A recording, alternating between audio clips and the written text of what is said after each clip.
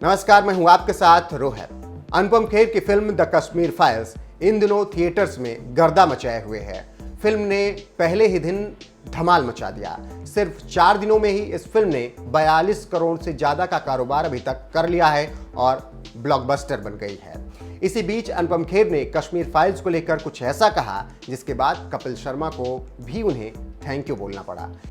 ये वही कपिल शर्मा हैं जिन पर द कश्मीर फाइल्स के डायरेक्टर विवेक अग्निहोत्री ने अपने शो पर इनवाइट ना करने का आरोप लगाया था। आखिर अब क्यों कपिल शर्मा ने अनुपम खेर का शुक्रिया अदा किया है, चलिए बताते हैं आपको पूरा माजरा। ये हर किसी को पता है कि कपिल शर्मा हाल ही में ट्विटर पर लोगों के निशाने पर आ गए थे। दरअसल उन पर आरोप लगा था कि द कश्मीर फाइल्स में कोई कॉमर्शियल स्टार ना होने के कारण उन्होंने फिल्म की टीम को अपने शो पर नहीं इनवाइट किया। यह आरोप किसी और ने नहीं बल्कि खुद फिल्म के डायरेक्टर विवेक रंजन अग्निहोत्री ने लगाया था। इस मामले को लेकर अब अनुपम खेर ने चुप्पी तोड़ी है।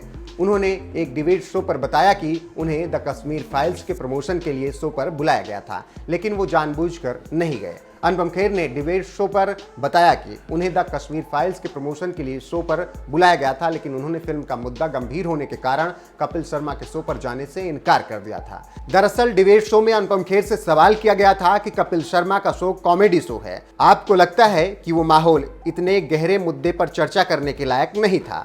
ये भी तो एक कारण हो सकता है शो पर ना बुलाने का। इस सवाल का जवाब देते हुए अनुपम खेर ने कहा, ईमानदारी से बताऊं तो मुझे शो का न्योता आया था, लेकिन मैंने अपने मैनेजर से कहा था कि यह फिल्म बहुत सीरियस है और मैं इसमें नहीं जा सकता। 2 महीने पहले की बात है कि मेरे पास कॉल आई थी। मैं 3-4 बार शो में जा चुका हूं और यह एक मजाकिया शो है। मेरे लिए ऐसे में मजाकिया शो करना मुश्किल होता। अनुपम खेर के इस वीडियो को खुद कपिल शर्मा ने भी अपने ट्विटर हैंडल से शेयर किया। उन्होंने एक्टर का शुक्रिया अदा करते हुए लिखा, शुक्रिया पाजी, मेरे खिलाफ लगे सभी आरोपों को साफ करने के लिए, और उन सभी दोस्तों का भी शुक्रिया जिन्होंने बिना सच जाने मुझे इतनी मोहब्बत दी। खुश रहिए, मुस्कुराते रहिए। तो देखा आपने, अनुपम खेर ने खुद सामने आकर इस सारे विवाद पर विराम लगा दिया है और कपिल को सच्चा बता दिया है। यही वजह है कि कपिल ने ट्विटर पर अनुपम खेर को इसके लिए थैंक यू भी कहा है। बताते चलें कि विवेक अग्निहोत्री की इस फिल्म ने बॉक्स ऑफिस पर धमाल मचाया हुआ है। जिस तरह से फिल्म कमाई कर रही है उसे देखकर एक बात तो कहनी पड़ेगी कि ये फिल्म बॉक्स ऑफिस पर 100 करोड़ का आंकड़ा बहुत जल्द पार कर सकती है। वैसे आपका इस खबर पर क्या कुछ कहना है, कमेंट करके अपनी राय हमें जरूर बताएं। साथ ही अगर आपने द कश्मीर फाइल्स देख ली हो तो अपने अनुभव हमारे साथ जरूर साझा करें। Performing that as an actor सिर्फ महसूस करना काफ़ी नहीं होता है, बिकॉज आपको एक फिल्म के दायरे में एक्टिंग करनी है। तो इस फिल्म के 2 पहलू हैं, as an actor and as a person. तो जहाँ तक पर्सन की बात है, आप कितना भी महसूस कर लो, अगर वो एक्टर अच्छा नहीं है तो वो पर्दे पर उस दर्द को, उस तकलीफ़ को नहीं ला सकता है।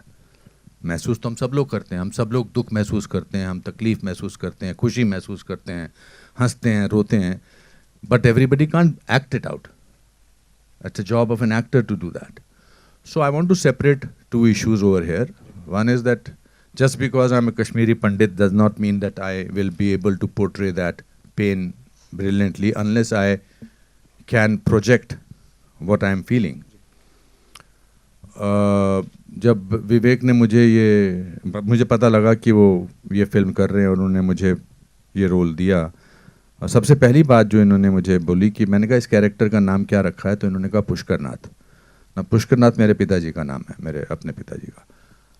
तो हम जब देहरादून पहुँचे इसकी शूटिंग करने के लिए, तो मिथुन जी और पुनीत और दर्शन ऑलरेडी शूटिंग कर रहे थे। अलग से एक फिल्म का माहौल ही कुछ अलग था।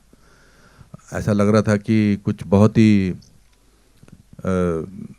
इम्पॉर्टेंट फिल्म बन रही है, क्या हो रहा है, क्या सिचुएशन है। हम तो बाहर से आए थे, फ्लाइट से ऐड किए थे, रास्ते में खाना वाना खा के गए थे। And then it dawned on me what it is to be playing Pushkar Nath, a simple normal human being जिसको कोई दुनिया की ऐसी चीज़ों का पता नहीं है। I was representing a normal Kashmiri Pandit from Kashmir, which my father represented very well.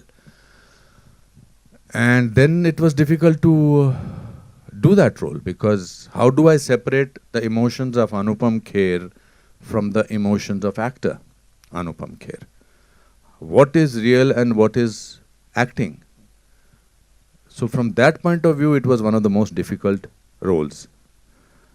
he gets dementia, he does not know what is happening, he has to, and on top of it, I was doing scenes with Darshan, who was not on the same wavelength as a character of Pushkar Nath. So it was a difficult job. Plus कहानी वो थी जो मैं सुन चुका था अपने रिश्तेदारों से, करीबी रिश्तेदारों से, मेरे मामा से, मेरी माँ से, और हम सब वो अंडर द रग उसको जब छुपाते हैं ना, जब तकलीफ बहुत ज़्यादा होती है तो उसको दबा के रखते हैं. That's why it turns into depression. But I am so happy that Vivek, you and Pallavi, you made this film, because आप लोग तो बहुत सारी चीज़ों से जूझते हैं एज जर्नलिस्ट, बट इस कमरे की खामोशी बताती है कि आज आपको भी कहीं तो झटका लगा है. And that is the biggest achievement, I will say, of the film, because when pain reaches other people, then half the job is done. So I think this is what this film has done.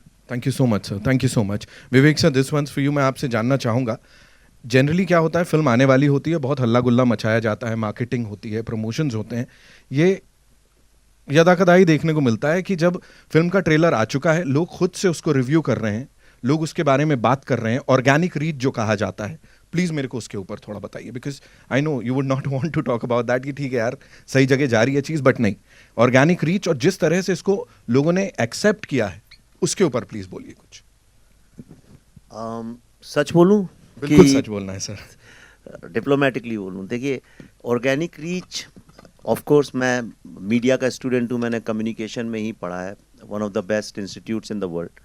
तो आप बिल्कुल सही कह रहे हैं, एक होता है ऑर्गेनिक रीच जो लोग खुद एक दूसरे तक पहुंचाते हैं मैसेजिंग, और दूसरा होता है एक हाइप्ड अप रीच, जहाँ आप इतनी ज़्यादा हाइप क्रिएट कर दें, इतनी हाइप क्रिएट कर दें कि लोग एक इवेंट बन जाए और मजबूरी में लोग कहें भाई हमें तो इस इवेंट का पार्ट होना, चाहे वो अच्छा हो चाहे बुरा हो.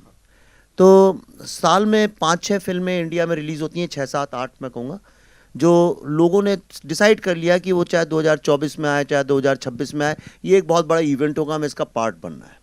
हमारे आसपास भी ऐसी फिल्में आ रही हैं. 3 साल से सारा मीडिया लिखता है कि ये फिल्म तो लोग देखेंगे, यानी मीडिया ने डिसाइड कर लिया घर घर जाके कि उस फिल्म को कौन देखेंगे. अब जब मीडिया ने डिसाइड कर लिया तो लोगों तक वो बात पहुंची जाती है. पर मैं जितनी फिल्में बना रहा हूँ अब इन विवेक अग्निहोत्री 2.0 में, उसमें इन फिल्मों को हाइप अप करने का स्कोप ही नहीं है, क्योंकि वो इतनी रियल है, इतनी जुड़ी हैं ज़मीन से, और ऐसा कोई हमारे साथ उस तरह के भी स्टार्स और एक पूरा मसल और मैकेनिज़्म काम नहीं करता है हमारे साथ भी जो वो हाइप क्रिएट कर सके. तो हम तो सिर्फ जनता जनार्दन के ही सहारे रह सकते हैं.